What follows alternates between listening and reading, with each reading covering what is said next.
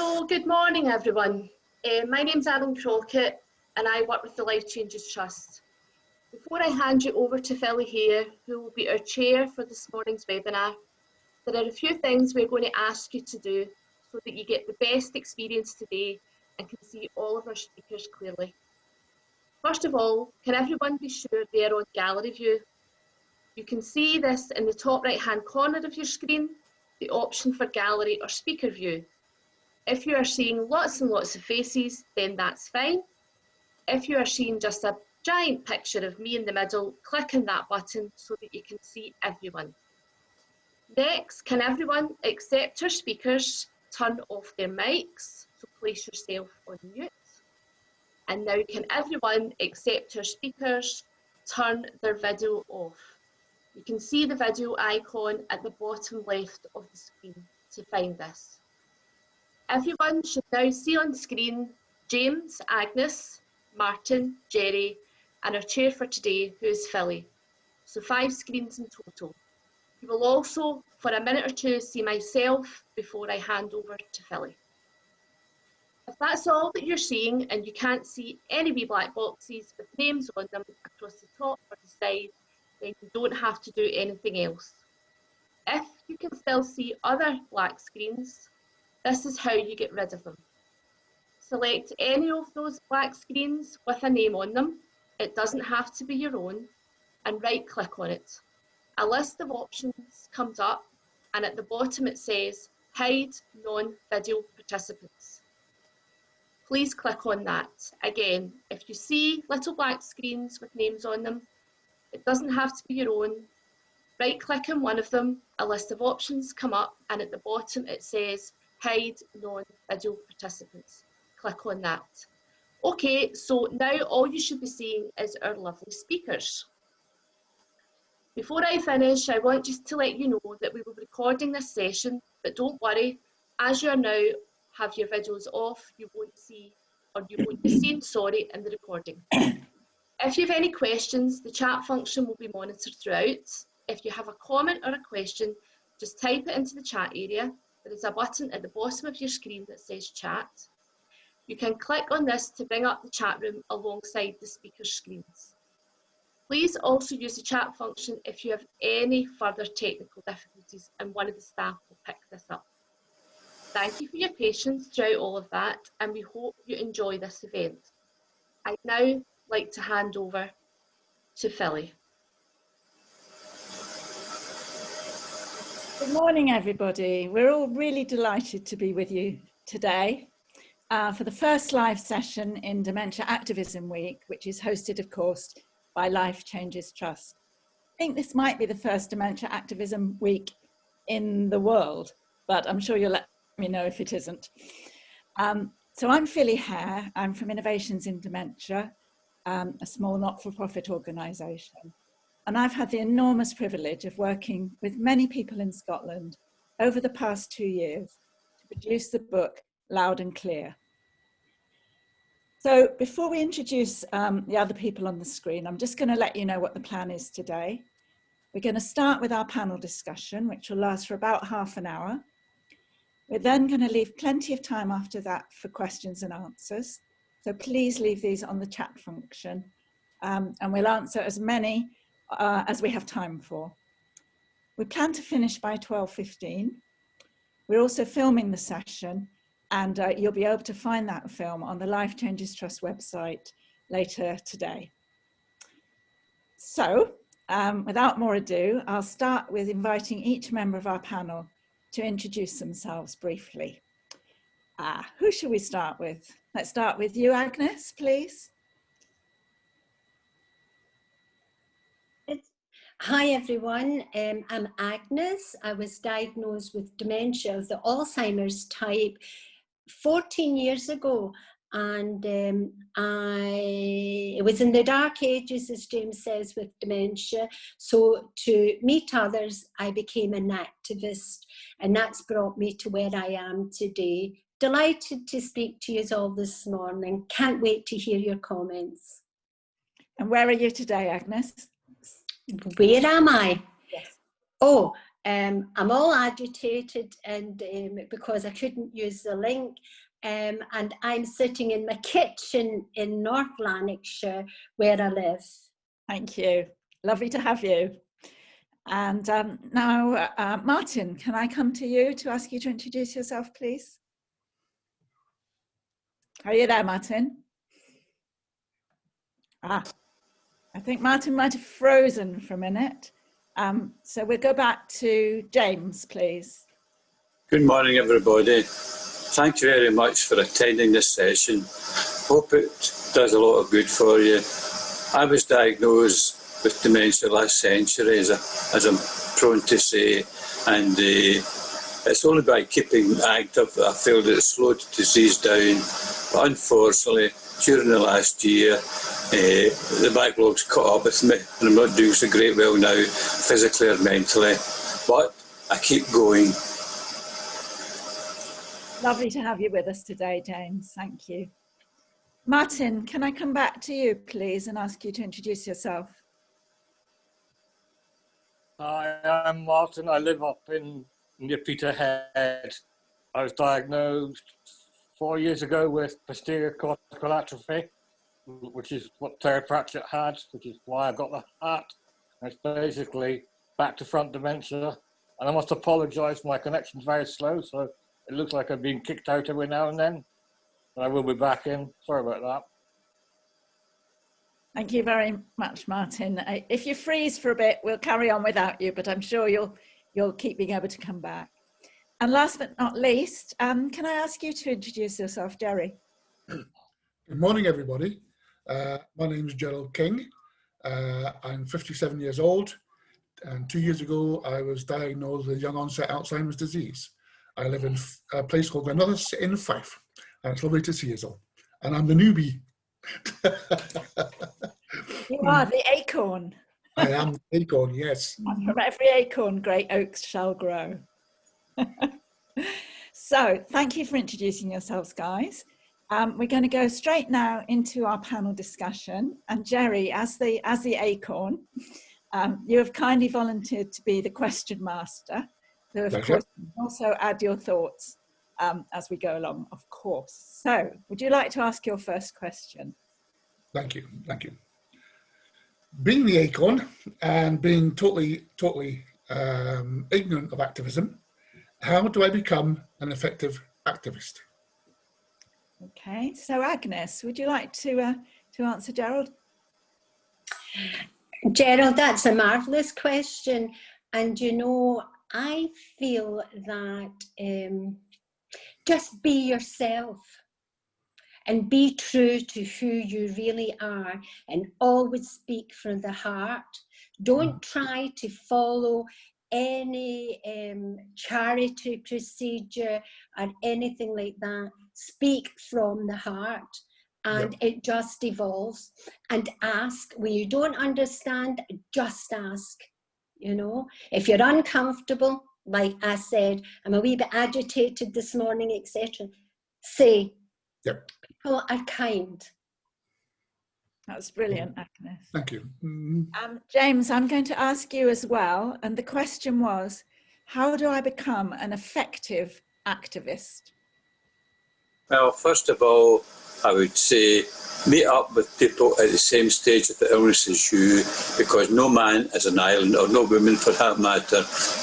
And do it socially at first, get to know people and be at ease to work with them, and then start looking around your local area, say what is wrong, what can we do to help people with dementia, and then get your heads together and go for it by writing letters, phoning people and knocking at people's doors.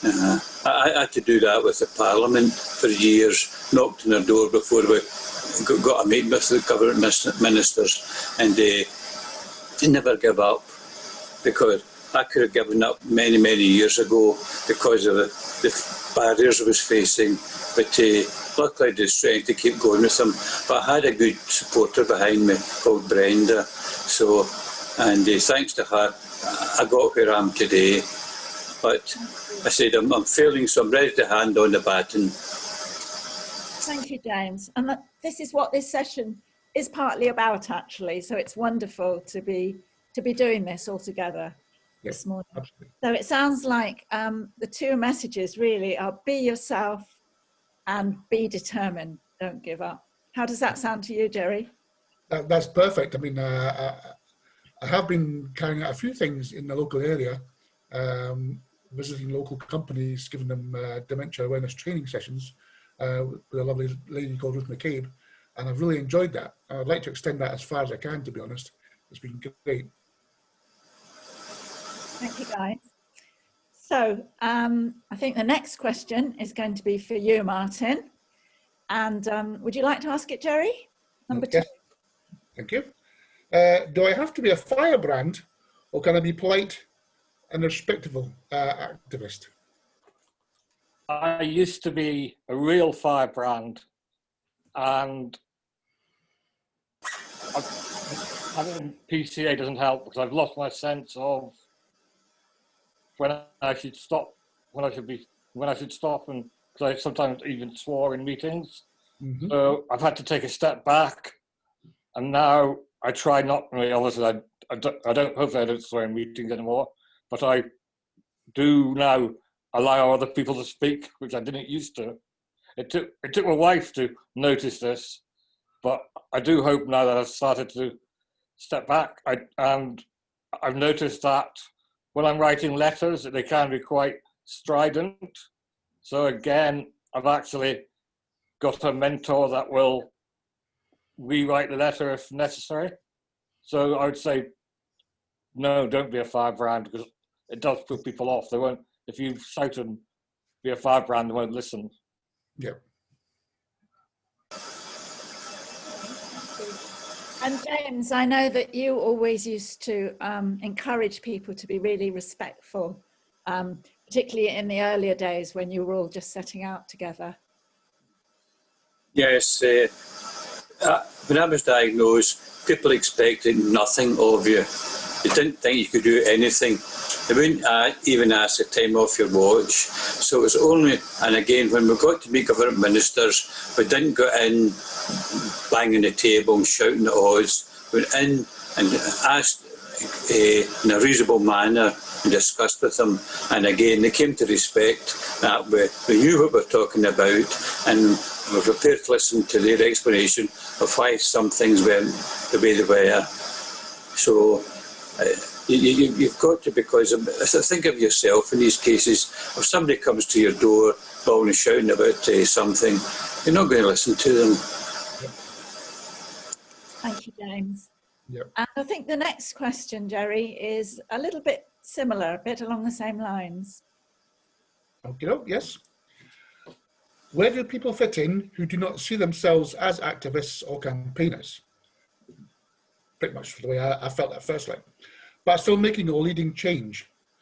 For example, in raising awareness, reducing stigma, or doing some work locally on a project or piece of work. Great question. Is this one for you, Agnes? Thank you. Do you know, I forget what the question is. I've got the gist of it, I think. I think that this is where the wisdom of the older members, the big oak trees, come in, you know, to make the acorns feel welcome and to let them mature and nurture them and water them and encourage them and find what their passion is so that they are passionate enough to become involved. So when I joined the working group, it was James who done this with me. And I followed him around like a puppy dog. And I remember one day him saying to me, you know, Agnes, be yourself. It's not about me. Everybody with dementia is different. Find your own passion and do it Agnes's way. And that's what I done and have done ever since, you know. And I matured from the firebrand where, you know, firecracker, wanting this, and this. And now I do it a much more, hopeful, gentler, mindful way. And that comes with wisdom and mentorship. How does I that hope sound? that helps, Jared. I think that's a great answer. That's I'm not a firebrand. I like to talk to people.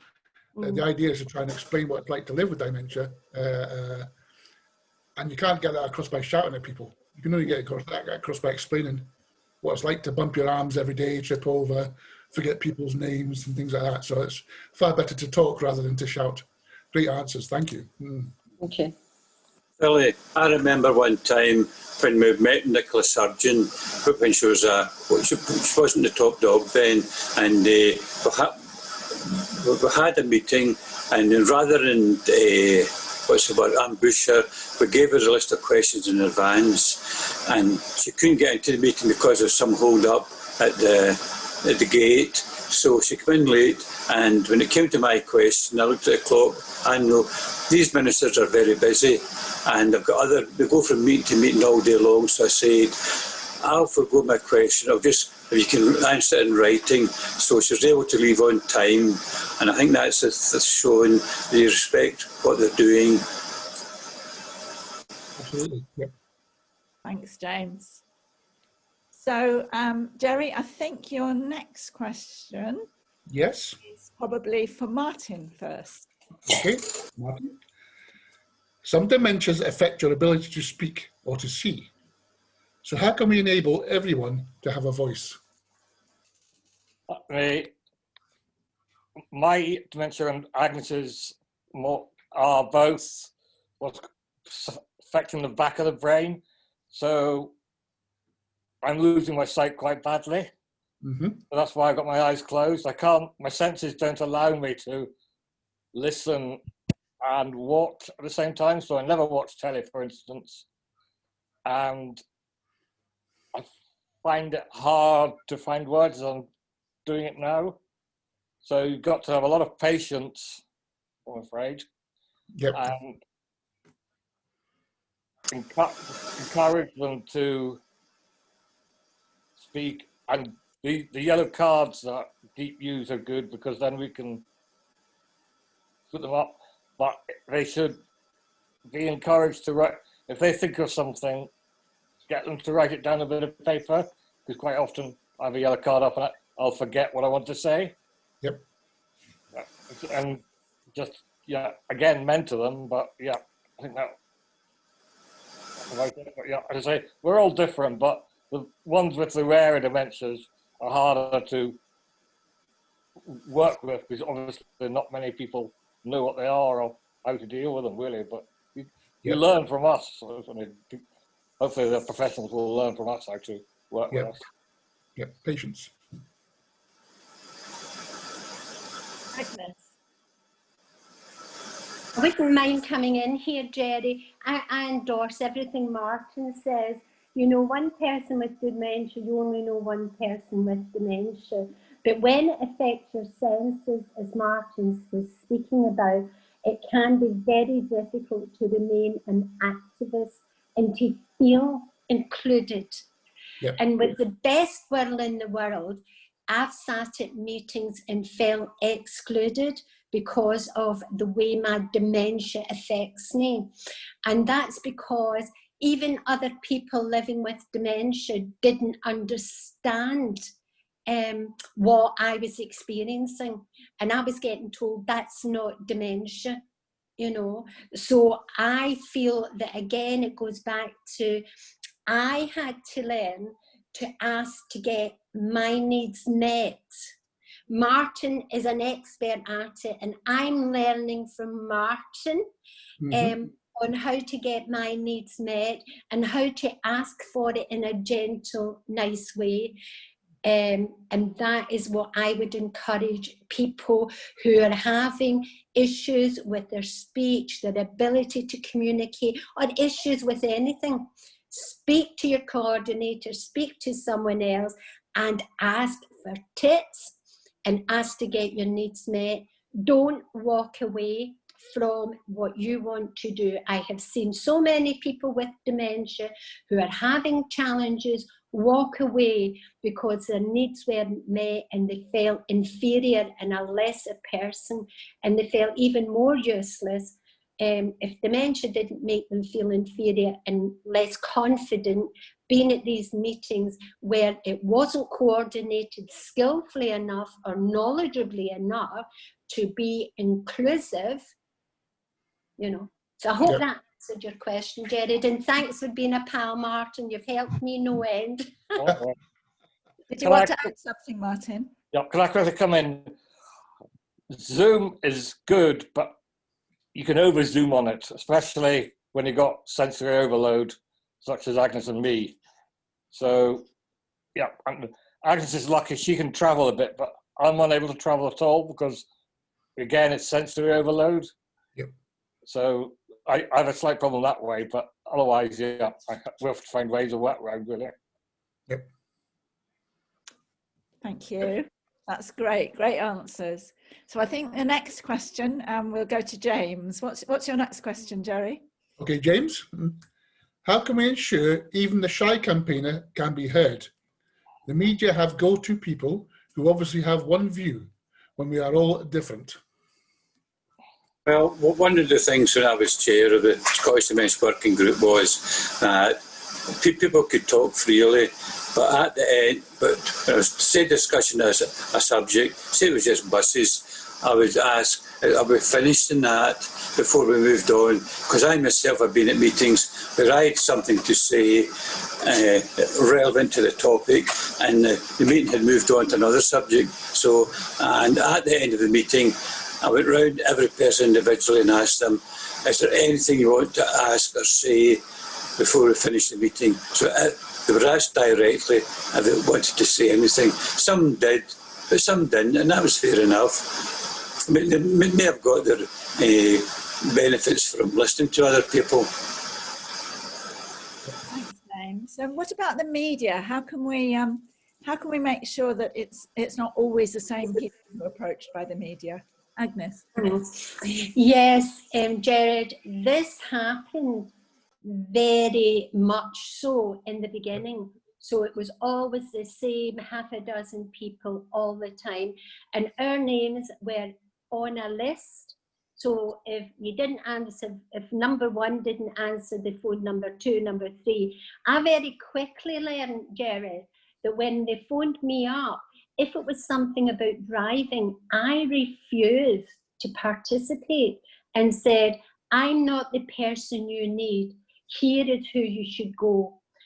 Us people who've been around a fair while, we have learned to pass on and share the load and get more faces than so the media weren't going to do it. So rather than have a battle fighting the media, we were very clever and we done it ourselves, and we just kept sharing the load. And I always was the one that if there was nobody, I would fill the gap. But I really wanted other people, but I was the one, you know, that the last minute fill the gap. Yep. Very good. That's good advice, I like. Excellent, thank you. I think also some of the language that's used in meetings as well, sort of thing, if you understand. I've been to some meetings and it's hard to understand what I'm actually saying because you use such big words and that sort of stuff. I just think it's way above my pay grade. And again, Jared, it's being yourself. Yep. We are people living with dementia, and we should not be ashamed of closing our eyes because we've got sensory overload, because saying, wait a minute, I don't understand that. Yeah. Could you please explain that? And make the professionals pause and go at our pace. Yep. If they invited you to the table, then please go at our pace. But sometimes you have to very gently use the yellow cards and just keep coming in. And James was the best one that ever showed me to do that. I was at a board meeting, I can't remember, or I'm choosing not to remember which one, being kind, and they were using big words. And James said, excuse me, I don't understand that word. Could someone explain it? And none of the professionals knew what the word meant. But they banded about this meeting and said it about 5 or 6 times. And that's where you learn from your peers. And I learned from James not to be embarrassed or ashamed. Thank you. You know? Thanks, Agnes. And I'll just come in here and maybe ask my colleague Rachel, who I know is here somewhere. Can't see you, Rachel. You might want to put a little message about the jargon. Oh, she's done it already. Brilliant.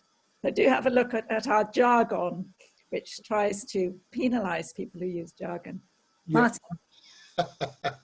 Just very quickly to say that people with dementia find it hard to listen to a long sentence or presentation. So please keep things relatively short or stop for a few minutes, because just basically that. We just don't have long tirades or presentations, please. Yep. Thank you. I often feel discombobulated, but that's a joke. And I remember once at a big high-powered meeting chaired by a senior Scottish executive officer, and I was with Jan as my supporter, and they said something, and I said to the chair, could you stop the meeting for a few minutes while this thing gets explained to me? So they did. So, and again, I was then able to participate in the meeting. So I'm not afraid to ask, because they might have said something really vital, important, and I don't want to miss it. Thank you. Okay, that's lovely. We've got quite a few more questions, so we're going to whiz through them a little bit more quickly, but we're doing fine. I think the next question that Jerry's got is aimed firstly at you, Martin. Okay. What have you gained from being an activist? Self-confidence. Knowing that dementia is not the end. I see it as a new beginning, and it's a learning experience, and I enjoy learning. And I've learned patience, which I'm not good at, but I've been, you have to learn patience. And I've met a lot of new and lovely friends through it, I would say. Good. Thank you. Okay, and let's go straight on to the next one, Jerry. Good luck. What is the price you have to pay for being an activist? And how can you manage and minimize that? The price you have to pay. Yes, there was a whole chapter about that in the Loud and Clear book, because people talked about it a lot. It's that people actually put in an awful lot of effort and time and cost from being an activist. Agnes, would you like to talk a bit about the price you pay? You know, Jared, I never realised I was paying a price, because it crept up in me. It wasn't till I started to have physical symptoms, as Martin explained as well, you know, the tiredness, the fatigue, the financial price I paid because I wasn't getting my expenses and then forgot to fill in forms, etc. But then you learn from your peers, and this is passing on knowledge and information, which Deep Group is absolutely amazing at. And so you find out, you get systems put in place, or you ask someone to help you and remind you.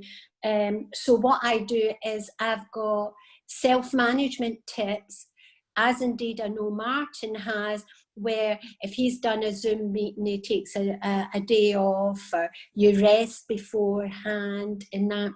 So there are workarounds, and then the price isn't as heavy. Yep. You know, and this comes with wisdom and asking. I think it really has to be up to us to ask each other, ask the professionals, and then listen, and then personalize it to our life. Thank you, Agnes. Who'd like to come in next on that one about the price you have to pay for being here. Yes, I would like to come in. In the early part of my illness, I was more in England and Wales and Scotland because they didn't have anybody there, so I was going down talking, and sometimes you'd be away 5 or 6 in the morning, not back till after midnight, and sometimes you're lucky if you get a cup of coffee or a sandwich. So a lot of us weren't very well looked after, and I've actually written a paper about how we should be treated, and so you were just tired out your skull. And as I say to Agnes, if you do something, take the next day off, lie in bed with a glass of wine and a box of chocolates, but it can really tire you out to where your brain goes numb. So always make sure that you're given plenty of time to get there, if necessary staying overnight, and plenty of time to get home before midnight. Philly, can I just very quickly come in? Not only is it us, Jared, us living with dementia that pay a high price, but my daughter who supported me and enabled me to do all the things that James was talking about, taking days off work and eventually giving up her job. Sometimes we're so busy being activists and doing what we're passionate about, we don't look around and see the price that others in our family pay. And that was one of the things that I would highlight, and have chats with your family and say, if I'm leaning too heavily, you're the wind beneath my wings, but please talk and we'll make a plan. You know, and I have to say, I now have a PA that deals with, and it was Philly many years ago said, you need a PA, Agnes, you work harder than some of the paid professionals, and I spread the load. And my suggestion is, if you're wanting to do campaigning or you want to have a family life, start getting a PA to deal with all your things. Sure, all the CEOs have, and we work as hard as some of them. So thank you, Agnes. Yep. Thank you. Martin, did you want to add anything about the price to pay, or shall we move on? No, just as I say, mind your relatives and that.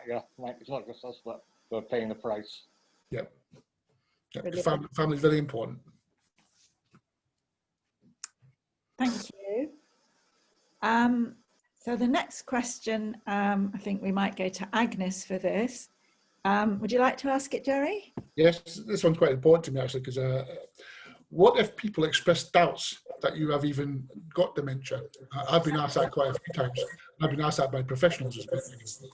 Yeah. It happens to so many of us, and if they don't verbally say it, you can feel it in their body language, so you're uncomfortable, and then you become quiet. But I have to say, and I think Kate Swaffer is in the audience from Australia, I'm not 100% sure, and I hope she doesn't mind, but I found this story absolutely superb. She was presenting, and a professional, a neurologist or someone said, you don't look like you have dementia. And she very quietly turned around and she said, well, you don't look like an arsehole, but you are. You know, so and I thought that summed it up for me. But what happened to me, it was questioned so often that I started to believe them, and I asked for a second opinion.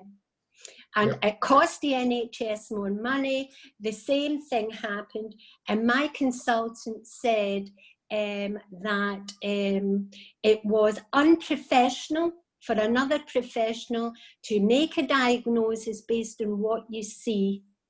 And he said to me, be very careful, you know. So that is all I can say. Be true to yourself. You know what you've got. You know you're bumping into things, and that. Who cares what they think? Not me now. I can show brain scans because several times when I've been reviewed, they've been able to show further damage caused by TIAs. And again, is this something you said, Jerry, that you already dealing with some of these reactions? Oh, I was in hospital about a year and a half ago to get my second hip replaced, and the nurse was actually looking through my file, and she actually turned around and she said, you don't have dementia. You don't look as you have dementia. And it makes you question yourself. It makes you question the professionals who gave you that diagnosis. And I actually felt like a fraud. I thought, Oh dear.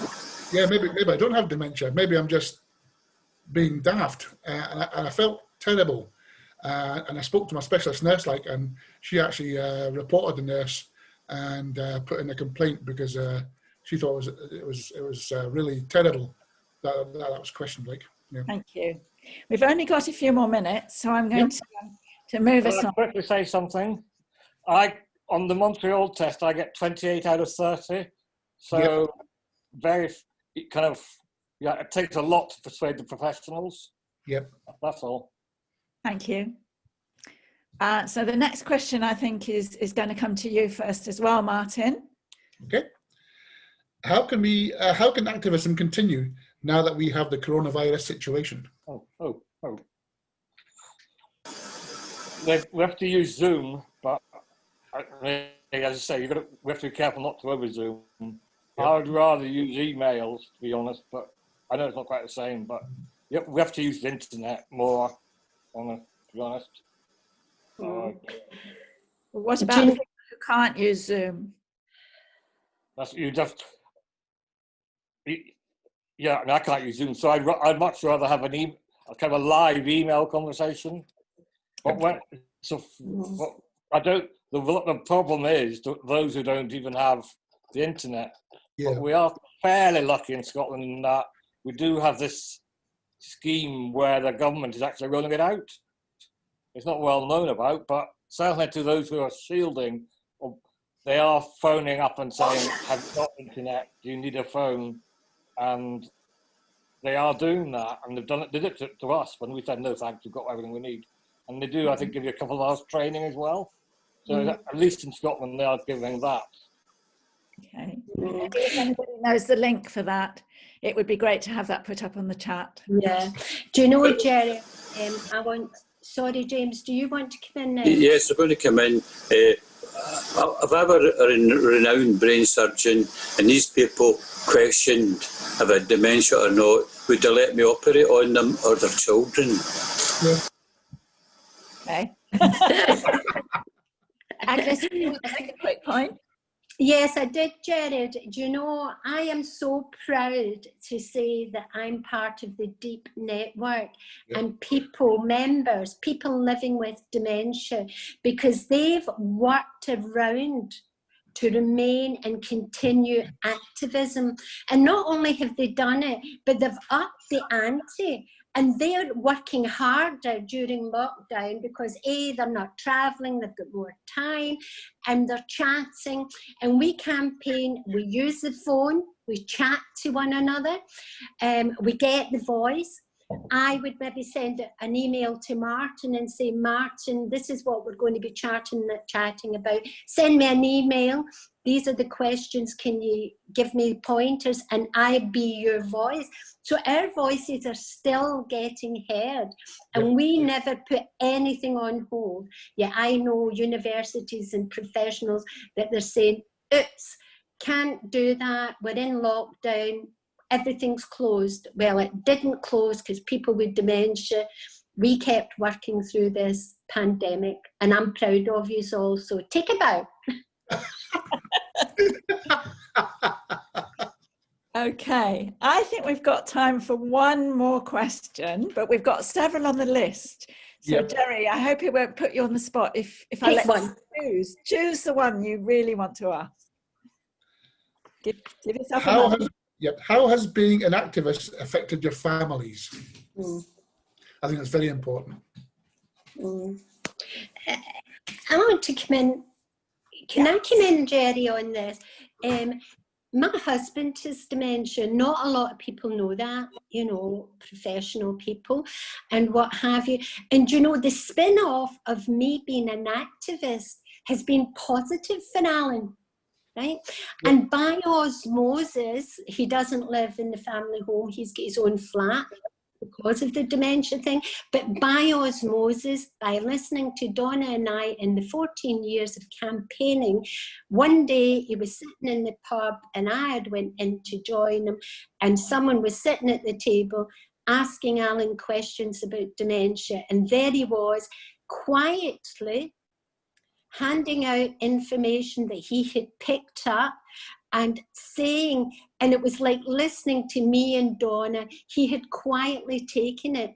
You can be an activist without going out and standing up, just by living your life. And people say, that man's got dementia, but look, he can still go to the pub, he can still go to the gym and go on with his life. So that is a positive.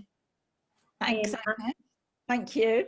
And Martin, I know you wanted to come in about the family. I asked my wife, who calls herself my supporter, this very question yesterday for her response. And she's more concerned that I'll burn myself out too quickly. Yep. That's her. That's kind of, we're quite honest. We're always honest with each other. And that was her concern. And she doesn't like it when I obviously have over-zoomed and can't do anything, things like that. That's what she's worried about. And that she'll lose me quicker because I'm working too hard. So that, again, kind of, she's a brake on me when I get too active, shall we say. So, yeah. Anything to add on that, James, about the effect on family? I think you already talked about that a bit. Yes, well, I'm married late in life and the children late in life. So when I was diagnosed, the children were still at school. And I didn't go public because I worried they would be bullied. So when the youngest was old enough to cope, I went, I had a big article in the Sunday Mail newspaper. And again, my wife has been in, tranquilizers. I mean, there should be a badge for 20 years of caring. I mean, I know there's some people with children with cerebral palsy that have maybe been caring for 50 odd years, but in the dementia world, 20 years is a long time to be caring. So let's strike up a medal for her. Well, I'm just going to use chair's privilege and squeeze in one more question from the list, because I think it's a nice one to finish this first half on. Jerry, can you find the question about fun? Yes. Simple question. Can activism be fun? Yes, well, I can come in there because at our meeting, Scottish Dementia Working Group, you went in healthy, you came out with sore ribs because you laughed that much, your ribs were aching. Plenty of fun, plenty of jollity, and people, you just more or less shoved them out the door. They didn't want to leave. It was such a pleasant experience. Agnes? Yes, it sure can. If you don't have fun, if there's no fun in a meeting, I don't stay. Gone are the days where I sat through the boring meetings, the board meetings and what have you. Give me the deep meetings any day. You can be sure of aching ribs, laughter, cake and tea. What else do you want, you know? Yep, absolutely. Mm-hmm. How about you, Martin? Do you find activism fun? Oh, yeah. And through activism, you can meet, I mean, I'm in a deep group called the Manettes, and we end up aching in laughter. And I must admit, it's very un-PC, but it is very funny. And it's just, I know that the women of a Zoomet, so I presume it's the same, that they just ate with laughter most of the time. Gerald, the Scottish Dementia Working Group brought out a book of jokes some years ago. Sure. I can't remember what it's called. Jerry, you're following up in this tradition because you're a cartoonist, aren't you? I do a bit of cartooning now and again, yes. I used to do it many, many years ago when I was young. And then I stopped completely doing it because I went into a different job. But I've started picking it up again over the last few weeks, actually. And I've just designed a cover for our local group Stand for the book that we're going to be releasing in the near future, yeah. Shameless plug, and I can see it's already been put on the chat. So. And you know, Jared, a wee bit of information for you. There was a person named Edward Mclaughlin. You won't have met him. And he was the chair of the working group many years ago as well. And he similar to yourself. He was a draftsman, he was in flute play, he was in the forces, etc. And he started doing cartoons, and he had one called Mr. Alzheimer's and various things like that. And he designed one of the Scottish Dementia Working Group. And when he stopped campaigning, going out and about and campaigning because of the way his dementia went, and because he got really annoyed with the way things were happening, and he said, it ain't working for me anymore. And he started using art and his drawings to carry a message. And he's got a book out, and it is amazing.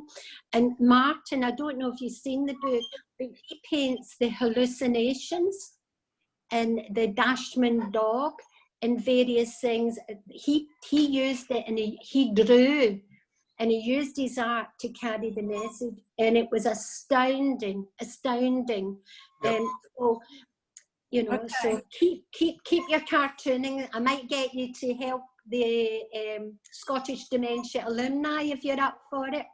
It'd be a pleasure. It'd be an absolute pleasure. Mm-hmm. So I'm going to draw this this first part of the session to a close. So we've got lots of time for questions and answers, and I can see them building up on the chat. Jerry, can I just ask you though, have you found it useful having this kind of conversation with people at different stages of their activism? Absolutely, yes. As I say, I'm new to activism. I've done small things in my own area, but I would like to take it further. And to be honest, I wasn't sure what it was going to be like, because I've met some activists, and it just wasn't for me because they were so pushy and very rude. But the people I've met here have been amazing and brilliant, and that's the kind of activist I would like to be. And I'm sure you will be. Yeah, that's the kind of actors I would like to be. Very nice people, indeed, and great way of expressing things. I think I can learn a lot. Thank you. Thank you so much, everybody. So just panel, thank you very much. Have a couple of deep breaths before we go on to the next. Oh. Get a cup of tea if you want. You can leave the room, but don't all leave, otherwise I won't have anyone to give the answers. Oh.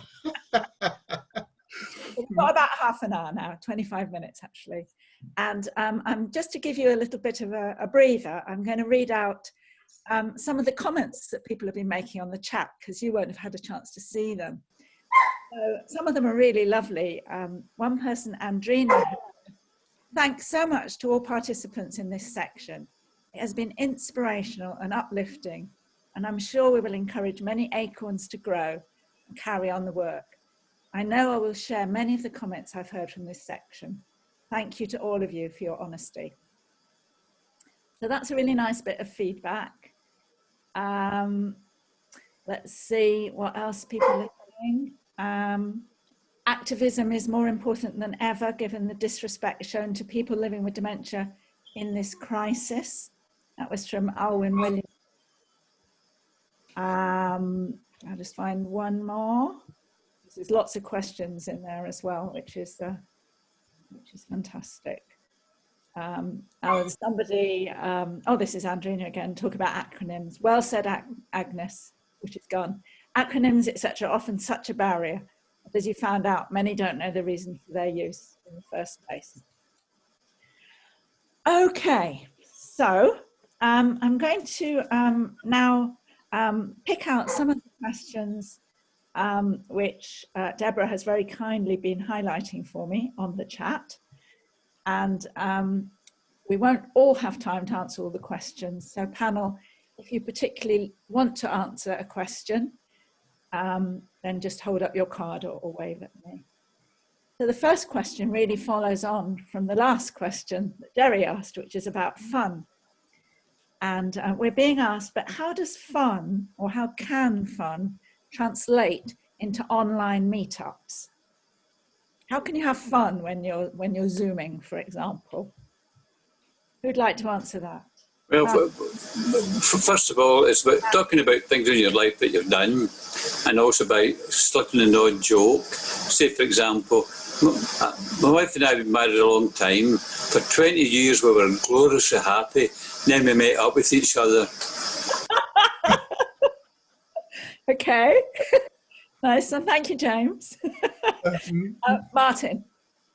You just got to be open, honest, and have a open frame of mind for humour, and just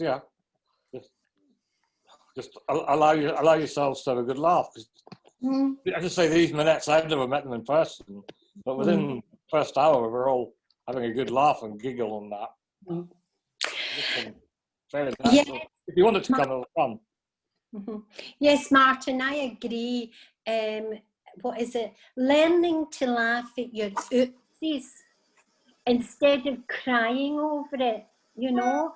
And I think it was maybe in the Zoomettes, and because we bump into doors, as I know a lot of us do here and what have you, we decided to see who has the most bruises. So we're all, and then we had to say, stop, no stripping off, please. Oh. Do you know what I mean? Because you know the way you get it on your hips and your arms and your various things.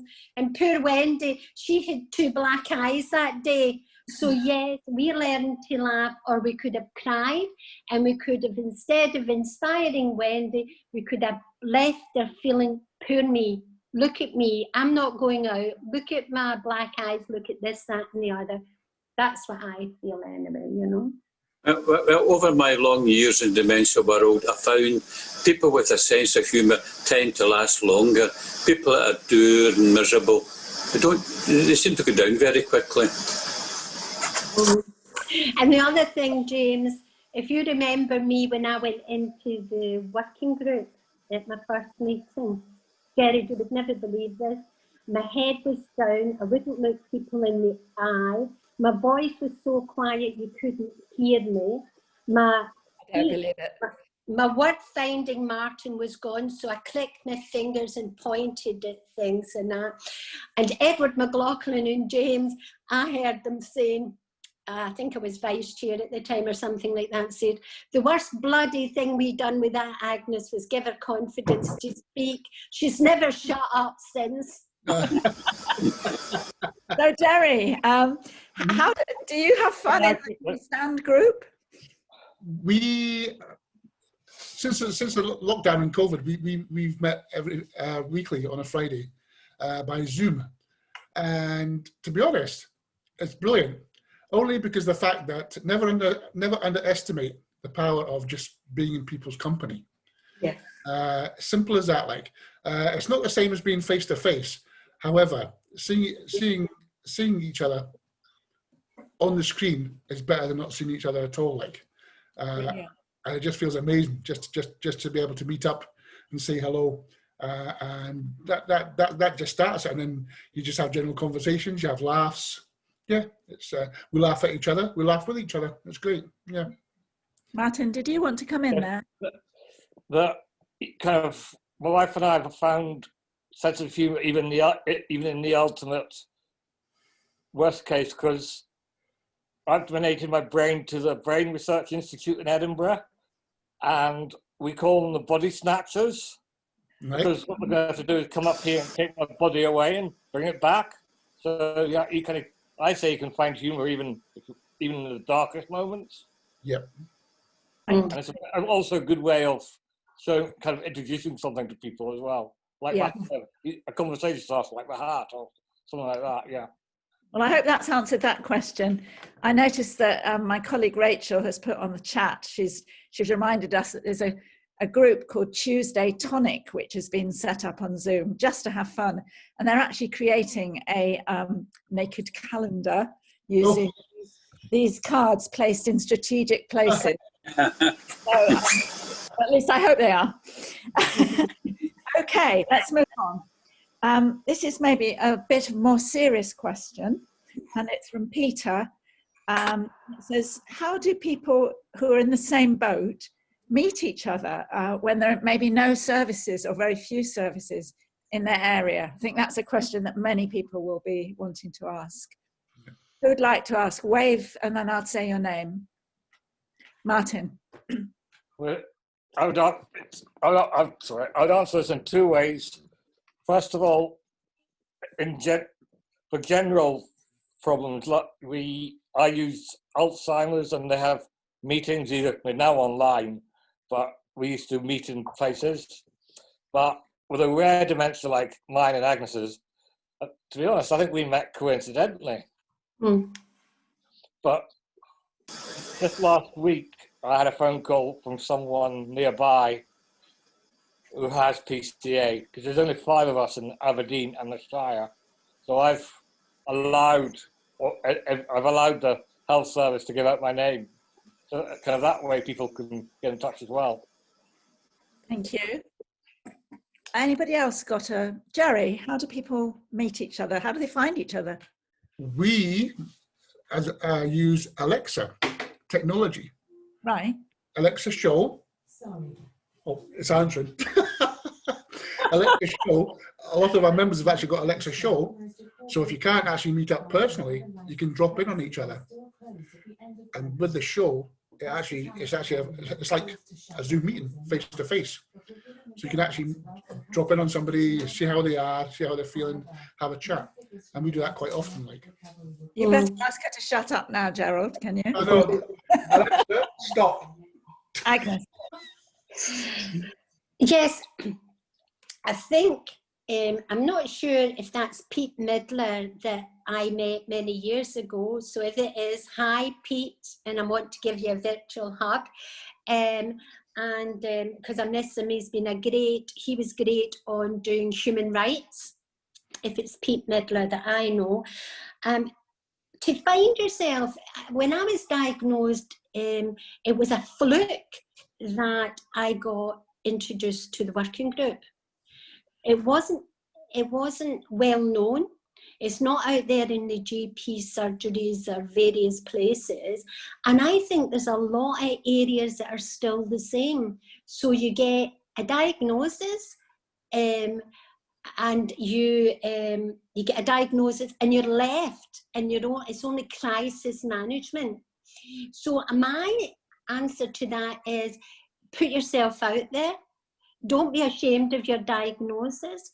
And if you don't use Twitter or Zoom, get someone to put a message out on Twitter, a private message or something like that, saying, I know someone living in North Lanarkshire, recently diagnosed, who would like to connect up. There's always someone willing to pick that up and get help to you. And then hopefully you'll get introduced to Martin, James, me, Jared, or someone, and then they can introduce you to the deep network and to us, and we can assist and help. And I think it's a wonderful question. The other thing that I wanted to say, if you don't mind, Philly, is people might be sitting in carers or care partners, professionals, and that saying, that's all right for them. They're young onset dementia and they can chat and they can do whatever. But the people that I meet are further on in their diagnosis, or they're in care homes or assisted living. Well, my plea is to the professionals who are thinking that, chat to us, talk to us, because we want to get their voices heard, because they're important to us. And guess what? We might be that person sitting in that care home. And my daughter said, God help them, Mum, because you'll be having a campaigning group set up and an activism group set up in whatever care home you decide to go in, So yes, we want the least voice heard. Agnes, I think I can answer your first question. I think it was Peter Midler that you knew. And also,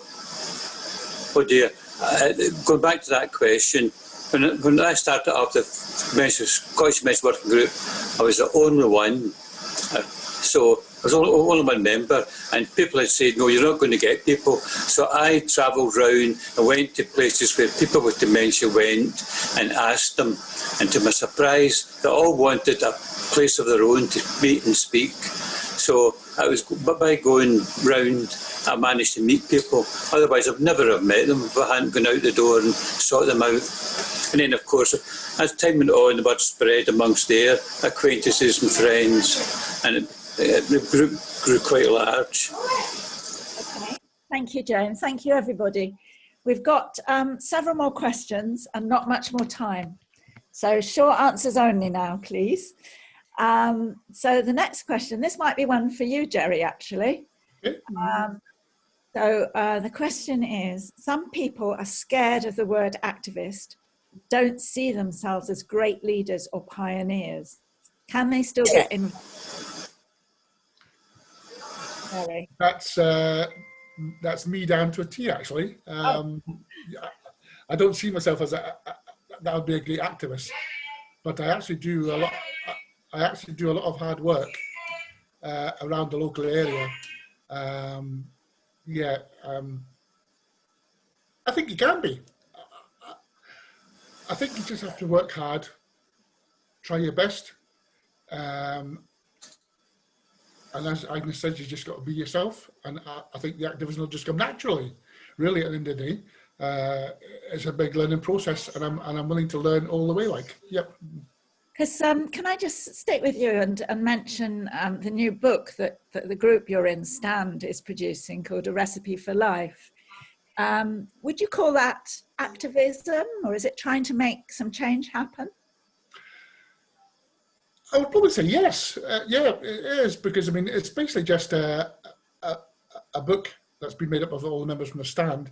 Have put in little ideas and little recipes, poems, and it's really just to show people that even though we have Alzheimer's and dementia, we're still people and we're still able to do things. I mean, since being diagnosed with the Alzheimer's, I've actually started doing cartoons again. And I was actually, one of the ladies in our group did some poetry, which was absolutely fantastic. And that intrigued me. So I actually started doing poetry as well. And I've never done poetry in my life. So yeah, it's amazing what you learn. And it's amazing what new skills that you learn. Like, it's brilliant. Like, somebody can come up with an idea and maybe others take it forward, and that's still been activism, because they've introduced a great idea and leave it to others with experience to follow it through. Yeah, definitely. Okay, thank you, guys. We might have time just for perhaps one more question before we wind up. This is, and I don't want this to get too complicated, which it might do, but I know that you were saying, Agnes, get a PA, and probably everyone's ears pricked up and thought, oh my God, how do I get a PA, a personal assistant? Everyone wants one now, but can you very briefly explain how you've happened to get one? Well, in Scotland, you can get self-directed support, which is you apply. I can't remember all the ins and outs about it. I think it's called different things in different areas in UK, and then you can go for different options.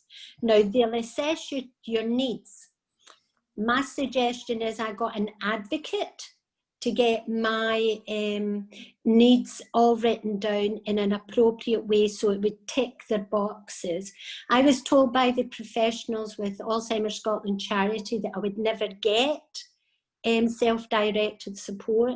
It took 18 months, and here in Earth I got it, and it's been the biggest advantage for me, you know. So I used this money to get my needs met in a personal way. But the PA for my Zoom, my activism, haven't care pay for that. And that's because I help them, assist them. And some people say, do you get paid for what you do? Well, the Hammond Care pay me in kind. They saw my need. They saw that Donna was inundated and giving her life up, and she actually took ill. And they allocate so many hours to one of their staff, and she does my dementia diary and PA and keeps me right. And that's been fantastic as well. So self-directed support, try it, taste it and see. Okay, and Martin? 2 points. The first is a general one. With self-directed, I used to work in this area, so I'm afraid, yeah. Agnes was very lucky. But usually self-directed support is much more targeted, and they will not give it to you. They'll give it to you for a specific purpose. And as I say, I was very lucky. But now with COVID, I don't think self-directed, they're actually cutting back on essential care services. So I don't think self-directed support will be around for much longer, or at least not for a long time. You know, Martin, coming in that, what's happened with self-directed support is that you, because of COVID, and if you've got self-directed support, and the people who are coming in to provide your care and do stuff like that are no longer able to do it because they haven't got the staff, etc., you can use the funds allocated to you, and you can purchase privately help to come in. So I don't know, Martin, if they ever think of cutting self-directed support, I can see another activist thing coming on board. I think people with early onset dementia should get self-directed support to continue to enhance your cartoonism, to take it further, to do music and take it further. The old hat and the old way of thinking, Martin, get an advocate and get it fought at the case. Thank you. We could have a long discussion about this, but I'm afraid we're going to have to start winding up because it's nearly 12:15. What I'm going to do is, there's a lovely comment on here that I'm just going to read out to give the four of you a little breather. And then I'm going to come back to each of you to say goodbye and ask you if you want to come up with one message that you'd like to leave people with. No pressure. You don't have to do that. But if there's something you're burning to say, that will be your opportunity. So just have a think about that while I'm reading this message, which is from Alwyn Williams. And Alwyn says, "Thank you very much for these insights. The Zoomettes were on Zoom before everyone else. People who don't have dementias can learn more from people living with dementia than maybe the other way around. New ways of being, new ways to wisdom, acceptance, and a celebration of the diversity of the world." What a beautiful comment. Thank you all. So, who would like to leave a short and punchy message with our lovely audience? Martin. My motto is that we are the expert. We, not me. Everyone's got a different journey with dementia, so we are the experts. We live with it 24/7. We don't get days off. So we are the experts. Not just one of us, all of us. We're all different. Thank you very much, Martin. Agnes, you are next. Yeah, I think I think what I want to say is live, laugh, and be all you can be, but above all, be yourself and be kind to yourself and others. Thank you, Agnes. James, have you got a message? Yes, I've got 4 pages of it here, but I'll cut it back a wee bit. The thing is, dementia was once an illness that you were shut away from society, put in a mental institution or shut away in a back room. The thing is, people with dementia are ordinary people with an illness, and treat them as such as you would anybody else, say with cancer or diabetes. Treat them as a human being. That's all.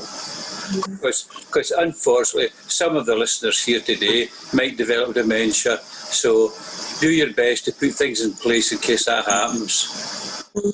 And can I just come in, Philly, and say that that was lovely what you read out there, and it really inspired me. But I have to put my cards on the table and say it was thanks to Kate Swaffer when I was part of the board with Dementia Alliance International. They taught me with patience, kindness, and more patience how to use Zoom, and I brought it back to Scotland, which is wonderful. Taught me, Agnes, you taught me. So it's shown you, Jared, that we pass on the baton. I met Kate Swaffer at the Alzheimer's, the Scottish Dementia Working Group birthday party. I don't know what birthday, I was chair, and I met Kate, and she was a firecracker. And she said to me, I'll never forget it, why doesn't Australia have a working group? Why isn't there a such and such a birthday party, a group? And she went back and she has stirred the world internationally. So I'm proud to say that I met Kate in London, you know, and dementia doesn't care what country you are, Japan, London, whatever. We've all got the same issues. Thank you, Agnes. And I see that Kate's here with us today. So thank you for joining us, Kate, at probably some unearthly hour. I can't quite work it out. But Jerry, last but not least, what's your message? When I was first diagnosed with dementia, I thought it was a death sentence. I thought it was the end of the world. But it wasn't. It was actually the start of a new journey. And through that diagnosis, I met some amazing people who understand me and accept me for who I am. I met some brilliant people, new friends. I've lost a lot of old friends, but to be honest, they weren't friends if they're still not here. But I've managed to meet so many new friends, amazing people. It's just a different journey, and it's been a brilliant one so far. And I'm looking forward to the rest. Thank you.